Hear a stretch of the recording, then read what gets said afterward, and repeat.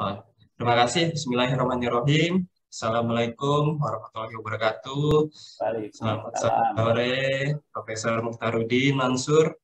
Senang berjumpa, Prof. Terima kasih. Salam Terima jumpa. kasih, Prof, atas waktunya. Kami tahu Salam Prof sehat. sibuk dan bisa menyempatkan dalam pemberitahuan yang singkat ini, Prof.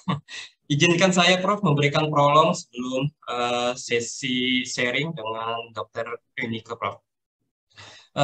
Kami adalah CPNS yang sedang latsar di BPPK Ciloto, ingin menambah wawasan tentang kesiapsiagaan bela negara. Nah, jam terbang Prof. Mukhtar di Kementerian Kesehatan ini sudah sangat tinggi. Prof. Mukhtar sudah pernah menjabat sebagai Direktur Bina Kesehatan Kerja dan Olahraga, kemudian juga sebagai Kepala Pusat Kesehatan Haji, kemudian juga dikenal luas sebagai seorang praktisi sekaligus akademisi di dunia kedokteran kerja. Kemudian jabatan terakhir Prof. Mansur sebagai Direktur Siameo Refcon, kalau tidak salah Prof. Ya, Southeast Asian Minister of Education Organization Regional Center for Food and Nutrition. Nah, walaupun saat ini Prof sudah mungkin pensiun dari pemerintahan dan banyak aktivitas di akademik, tetapi aktivitas organisasi juga malah semakin banyak. Nah, ini penting buat kami, Prof, dan para pendengar untuk mendapatkan narasumber yang bisa memberikan penambahan wawasan tentang kesiapsiagaan bela negara. Baiklah, untuk selanjutnya akan dipandu oleh Dr. Eneke, CPNS Kementerian Kesehatan tahun 2002, instansi Rumah Sakit Umum Pusat Persahabatan. Waktu sekitar 10 menit, dipersilakan Dr. Ika.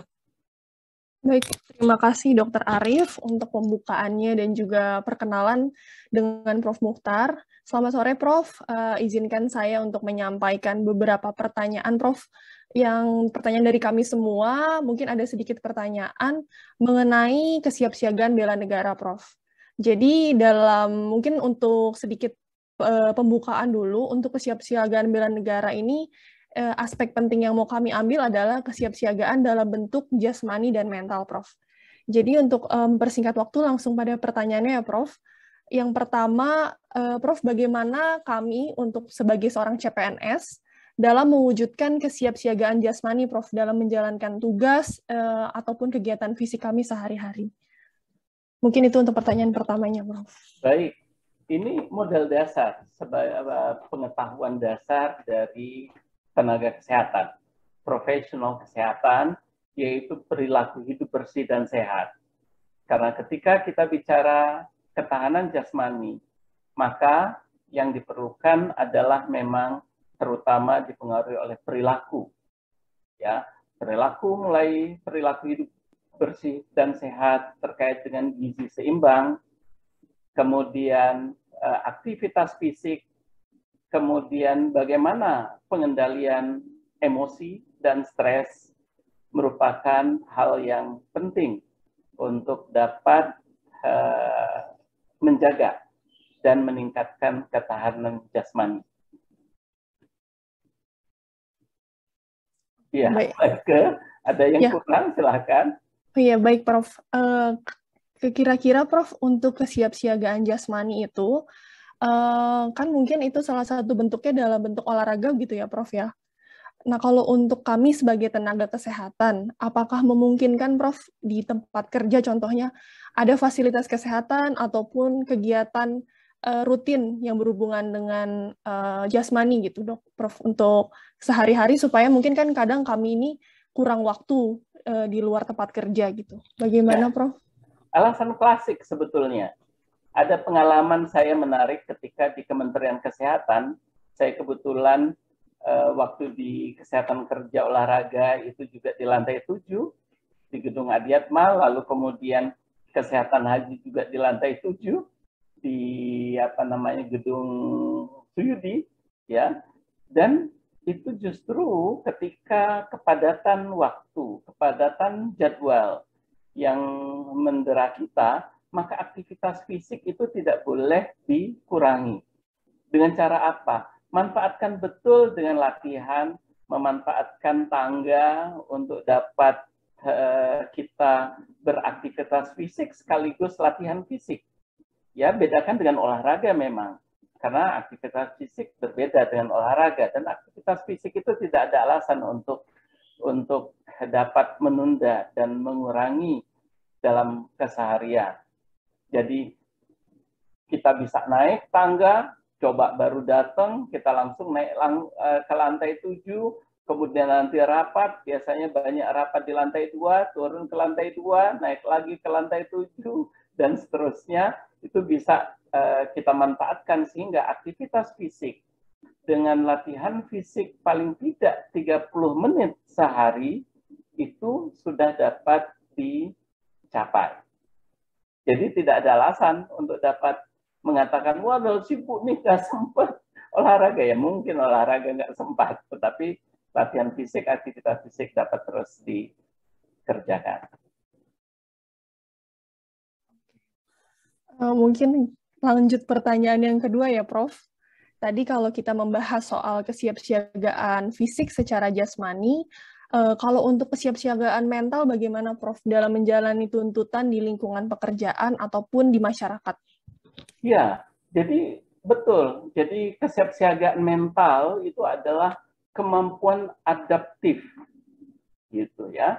Kemampuan adaptif itu harus dapat dilakukan. Jadi kalau misalnya saya mempunyai satu singkatan akronim yang menarik barangkali, kaki kekar. Jadi untuk bisa kita melakukan kesiapsiagaan mental, maka setiap tapi kita perlu konsep yang kuat. Kita mampu mengidentifikasi apa yang akan kita kerjakan, lalu kemudian membuat konsep bagaimana melakukan kegiatan pekerjaan atau program tersebut. Kemudian adaptif, kita harus mampu mengetahui dan mengenali sumber daya yang ada sehingga kita bisa melakukan adaptasi. Lalu kemudian kita harus berkolaborasi, ya. Yang dilandasi sebetulnya K ini lebih tepat sebetulnya kompetensi, capability. Kita kenali kapabilitas kita kenali kompetensi dan kapabilitas rekan kerja kita, kemudian kita inklusif sifatnya. Jadi jangan eksklusif. Inklusif itu akan memperkuat kemampuan kita untuk menghadapi situasi yang dapat mengganggu kondisi mental, emosional kita. Tetapi dengan kaki tadi, kita kejar untuk berkarya, itu akan memperkuat mental, kesiapsiagaan mental, emosional kita. Jadi kakiku kekar untuk bisa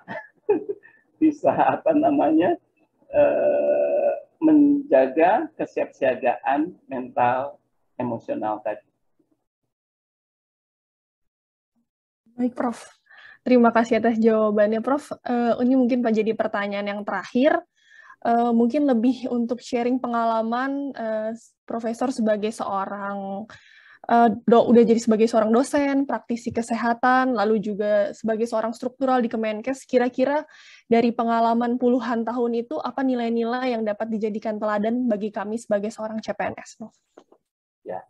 Jadi kemampuan tadi, kakiku kekar tadi itu adalah dasar untuk dapat kita berkinerja. Bedakan bekerja dan bekinerja. Bekerja cenderung kita menghabiskan waktu untuk lakukan pekerjaan. Pokoknya saya kerja deh.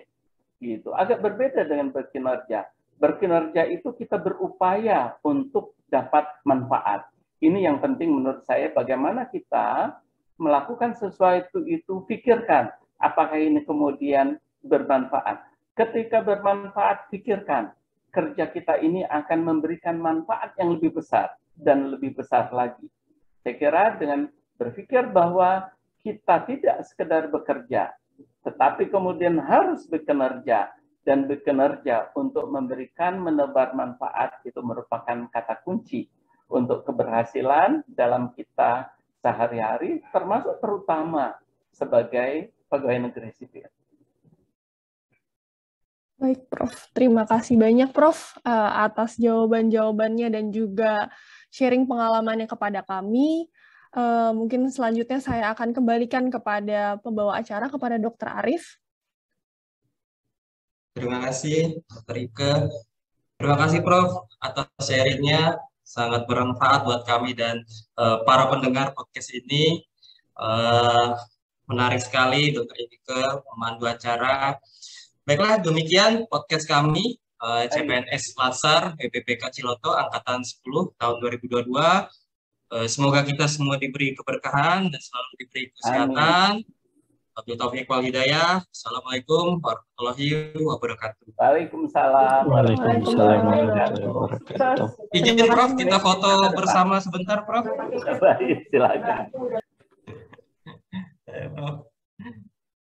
Baik. Kita mulai 1, 2, 3. Oke, Prof.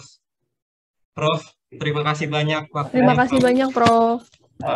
Boleh lihat ya, sukses semua. Silakan. Doa Terima saya kasih, Prof. Sehat untuk selalu. teman-teman. Sehat selalu, Prof. Terima kasih, Terima kasih, Prof. Selamat sore. Selamat sore. Sore.